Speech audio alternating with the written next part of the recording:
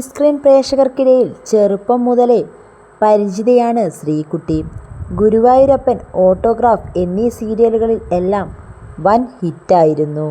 Serial ലോകത്ത് സജീവമാകുമ്പോഴേക്കും ക്യാമറാമാനൊപ്പമുള്ള ശ്രീകുട്ടിയുടെ ഒളിച്ചോട്ടം അന്ന് വലിയ രീതിയിലുള്ള ചർച്ചകൾക്കിടയായിരുന്നു. 18-ാം വയസ്സിൽ 30-കാരനൊപ്പം ഒളിച്ചോടിയ വിവാഹം ഏറെ വിമർശനങ്ങൾ നേരിട്ടു.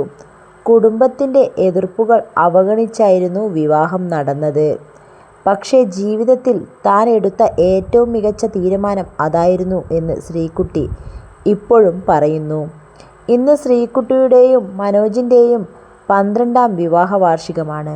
തൻ്റെ ഏറ്റവും മികച്ച തീരുമാനമാണെന്ന് സ്വയം തിരിച്ചറിയുക മാത്രമല്ല, അന്ന് വിമർശിച്ചവർക്ക് ഒരു മറുപടി നൽകുക കൂടിയാണ് ശ്രീകുട്ടി. ഇപ്പോഴും സീരിയലുകളിൽ സജീവമായ ശ്രീകുട്ടി തൻ്റെയും കുടുംബത്തിൻ്റെയും വിശേഷങ്ങൾ യൂട്യൂബിലൂടെ പങ്കുവെക്കാറുണ്ട്. വേദ എന്നാണ് ഏക മകളുടെ പേര്.